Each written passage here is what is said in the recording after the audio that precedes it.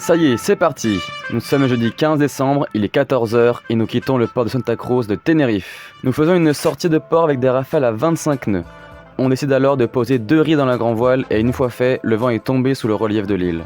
On a alors allumé le moteur, avançant péniblement à 3 nœuds contre le courant pendant 10h30. Pour cette navigation de 7 jours, notre plus longue navigation jusqu'à présent, nous accueillons un équipier. Il s'appelle Olivier.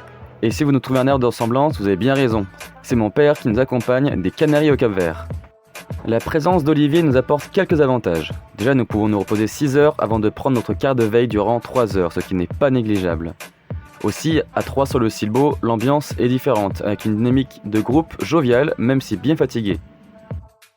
Le deuxième jour, en milieu de journée, nous voyons sur notre AIS un bateau copain qui est parti 3 heures après nous du port de Santa Cruz. C'est Jalan qui est en train de nous rattraper. Nous avons discuté la VHF quelques minutes, puis nous avons vite perdu de vue. Pas parce qu'ils nous ont dépassés, mais parce que nous avons remis le moteur afin d'avancer un peu plus dans cette deuxième zone de pétole. On reste donc devant, sans beaucoup de mérite, c'est vrai, mais nous sommes attendus au Cap-Vert par le reste de la famille qui atterrit dans 2 jours, alors pas le temps de traîner. Dans l'après-midi, Olivier, le seul caniste à bord sans compter Milo bien sûr, a pêché une petite bonite, un beau poisson qui lui aura fait 2 repas. C'est une bonite ça? Ouais, ça ressemble hein. Waouh, c'est canon! Le lendemain, le vent ne se lève toujours pas. Nous sommes toujours dans une zone de molle sous les Canaries. Dès qu'on en sera sorti, on devrait avoir entre 15 et 20 nœuds de vent constant et filer sans problème. Mais pour le moment, ce traîne moteur entre 3 et 5 nœuds. Patience. Ça va, t'es bien attaché.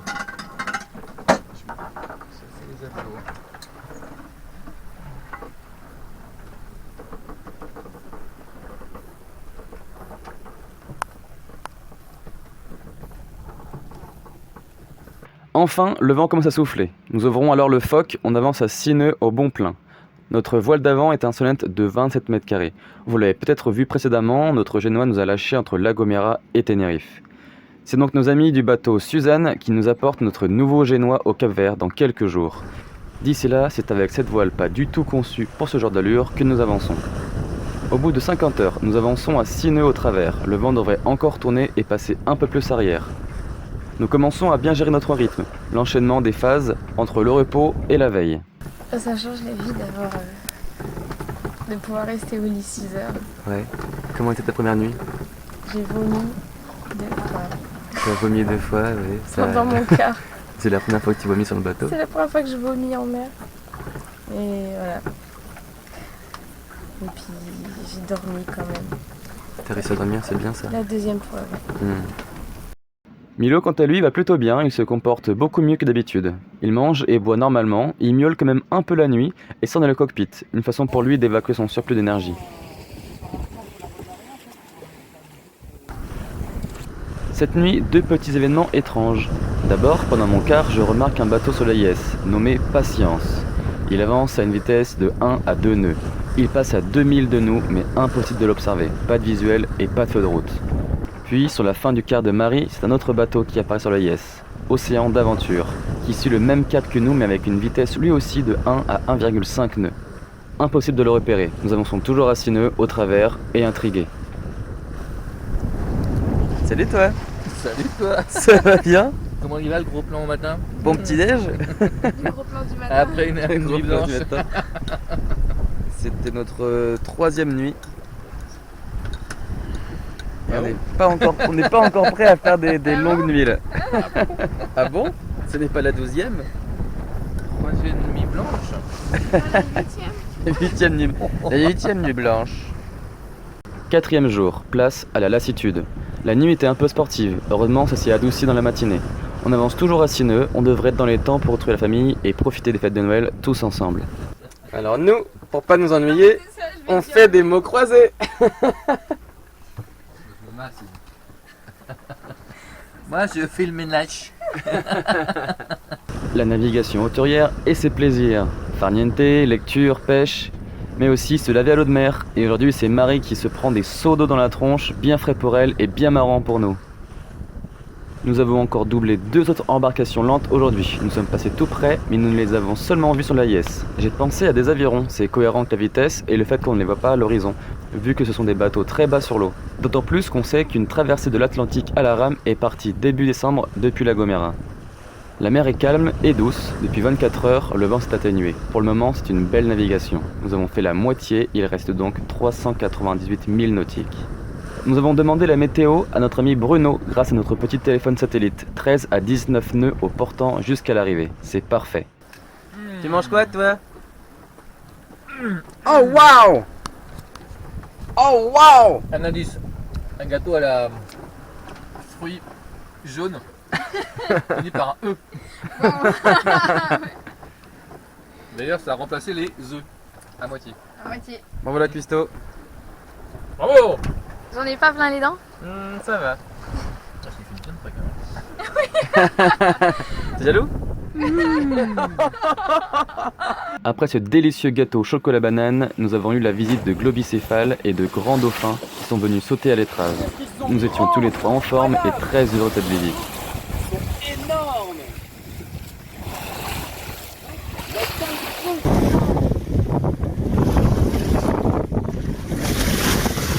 Partout!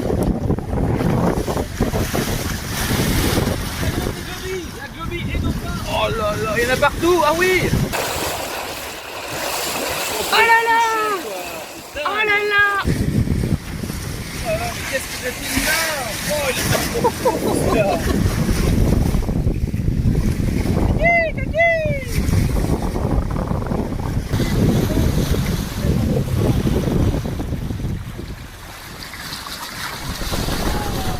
Cette nuit, le tangon s'est pété. Il est rempli de corrosion et de sel. Oula. Voilà. Donc ça va là, faudra réparer avant la transat encore. Toujours du bricolage à faire. On file à 6-7 nœuds, je vais seul avec un riz depuis la nuit dernière. Nous espérons que ça se calmera pour la nuit. En attendant, on prépare un sapin de Noël en bois, environ 35 cm en du contreplaqué de 10 mm, avec des petites boules coupées dans une branche de bois. Ça va être très sympa et ça nous occupe. Mais il est vrai que la mer est un peu forte et que ce n'est pas si facile. Bon, jusqu'ici, tout se passe bien. Donc, forcément...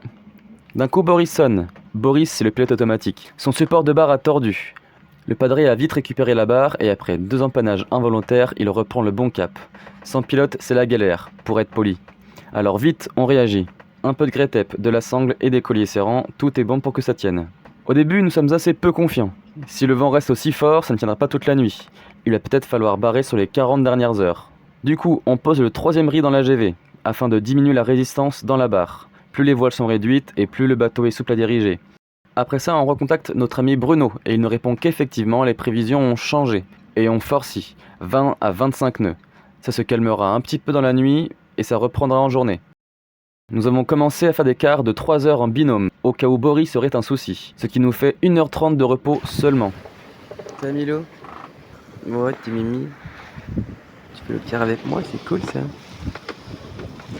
À la moitié de la nuit, Boris n'a pas bougé. Nous sommes épuisés, alors nous décidons de reprendre les quarts normaux pour mieux nous reposer. Le vent s'était calmé, mais il a reforci un peu dans la matinée. La mauvaise nouvelle de nos mésaventures, c'est qu'on a pris un peu de retard. 4 nœuds et ça prévoit une arrivée jeudi après-midi au lieu de mercredi soir. Mais bon, désormais, l'important est qu'on arrive. Mercredi matin, le vent s'est relevé, la houle est un peu moins haute, environ 3 mètres. C'est d'ailleurs la première fois que nous avons pu observer des poissons volants. Un chouette spectacle. Un poisson volant sur le site beau. Bon, le pauvre quand même. Bah ouais. Alors. Non, c'est bon, c'est fini. S'en fiche, il préfère la caméra. Oh, Moi je fais ça pour m'enlever machin, il est parti. non, c'est pas vrai. Ah putain, avec la moitié de ta tête. Ah, ça fait tellement coconne. J'ai fait ça et le truc est parti comme ça. C'est pas vrai.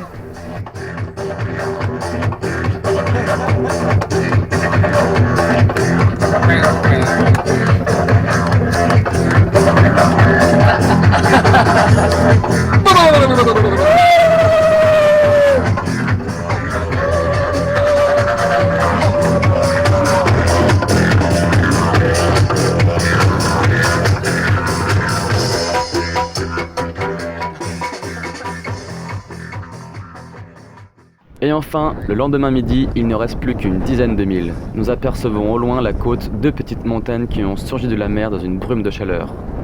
Très motivés, nous avons tout rangé. Les vestes de car, les salopettes, les chaussures, les vêtements chauds, les lampes frontales. Nous avons également passé l'aspirateur, nettoyé la cuisine, envoyé un message satellite à la famille qui était sur place pour leur dire que nous allons très bientôt arriver. Nous sommes fin prêts à fouler le sol africain. 796 milles nautiques, 7 jours de navigation, quelques heures de sommeil, un gâteau au chocolat, quelques vagues dans le dos, 4 douches bien fraîches, des poissons volants et des dauphins, un jockey pole cassé, la fixation du pilote auto tordu, Canaries Cap-Vert, c'est fait.